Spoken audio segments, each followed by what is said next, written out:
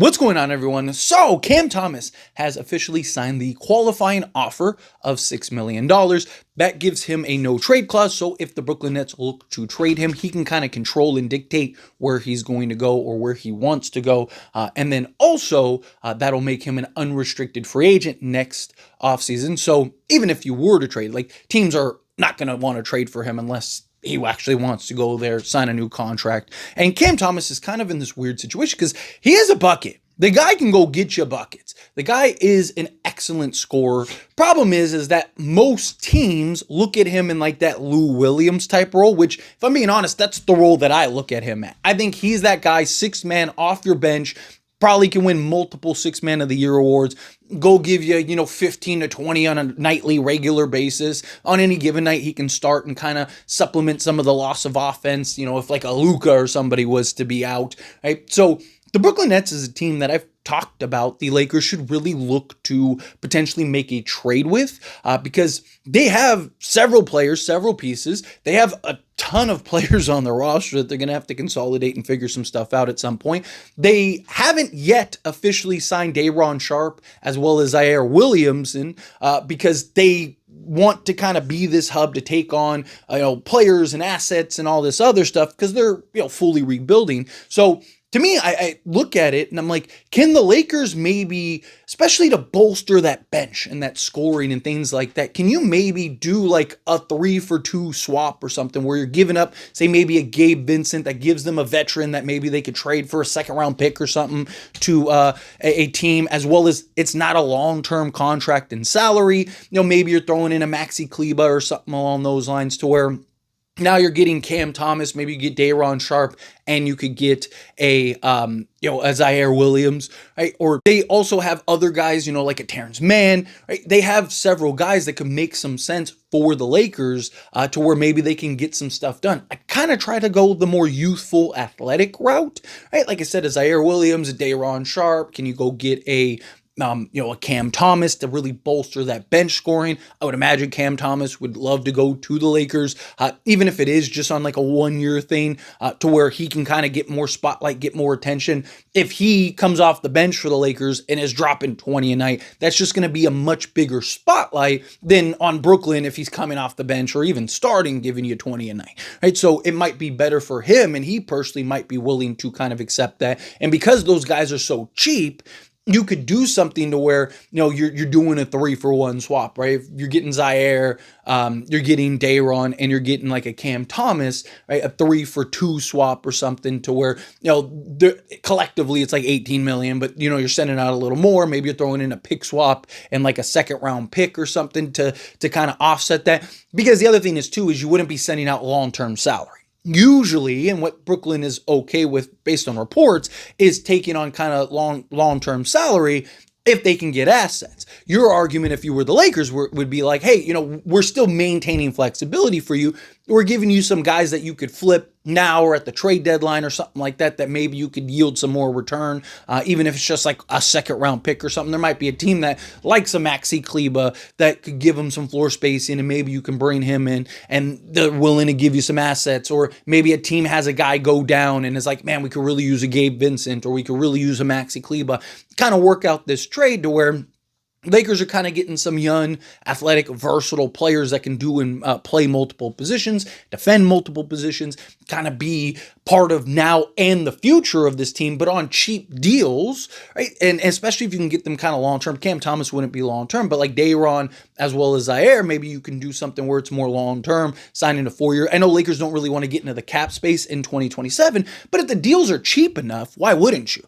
If you could get Day'Ron Sharpe on whatever, 4 years, 32 million or something like that, where he's making like 8 million a year. Same thing with Zaire. Like, why wouldn't you want to do that? Right? Because even if you do go and get a Giannis or you get a Jokic or something, you're going to need players to fill out and round out that roster anyway. So if you can have these guys, or you have a bunch of young guys that you can now take and package in order to make a trade for a Giannis or a Nikola Jokic. Something that I've talked about very heavily is I think more likely than not, the Lakers are going to have to trade for one of those guys next offseason, right? Especially if one of those guys is kind of leaning towards going to the Lakers. Kind of look at like Nikola Jokic just because his relationship with Luka Doncic.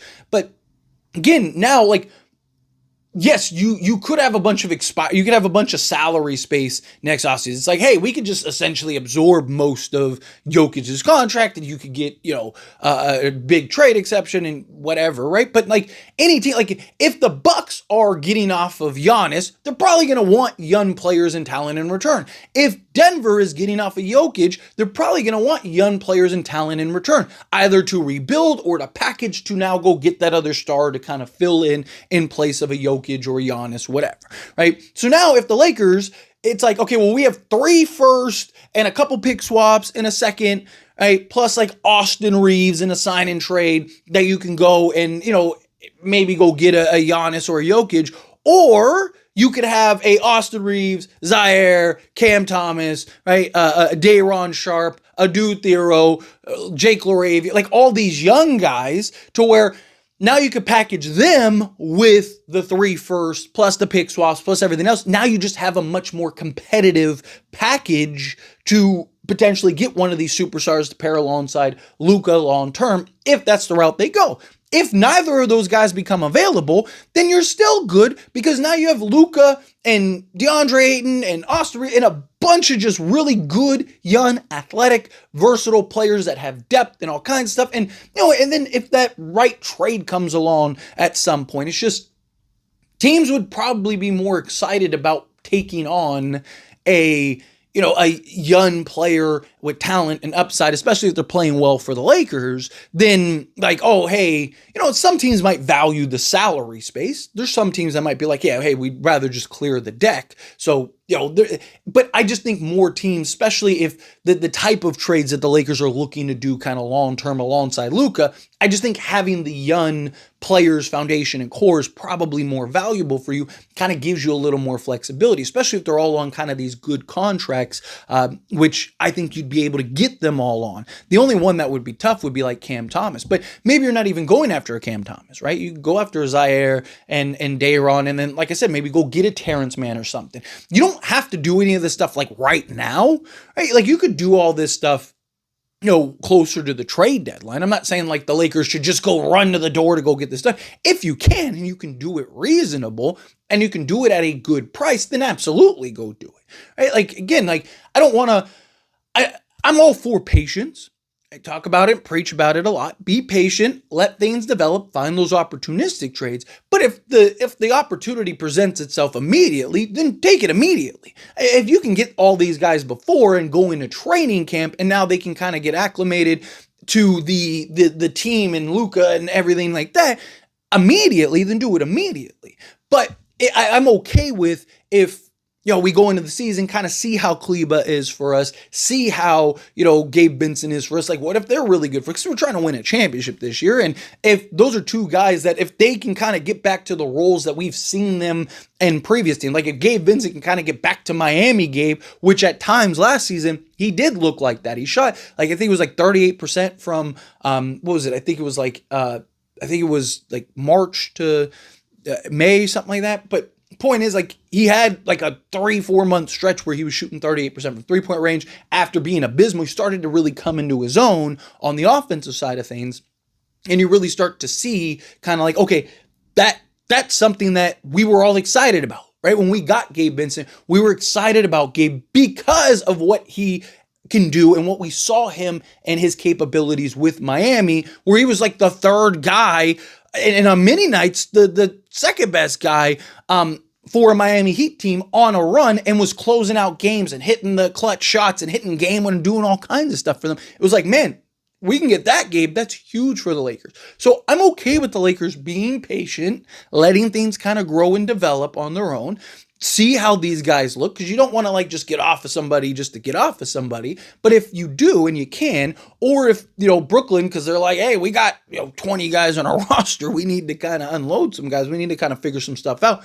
maybe you can work something out to where it's mutually beneficial, where you're getting, 2, 3 guys kind of fully filling out your roster, getting young, versatile players that give you athleticism, that give you shooting, that give you interior size, right? Like Day'Ron Sharpe gives you a look that you don't currently have, which is just that bull in a china shop, big, physical, strong, right? Has no problem with contact and bang with the big boys. Yeah, he's not a true 7-footer, but he can block shots, he can rebound, he's an excellent rebounder, right? Just gives you that physical presence on the inside that, if you are playing a Denver, you can throw him out there. I mean, Day'Ron, I would prefer as my backup over a Jackson Hayes. I just think he's just more physical. I think he does a little more, he poses a little more. He's shown a little bit of the ability to stretch the floor. Not something I'd want him to do regularly, but, it's something that he can continue to improve and grow on.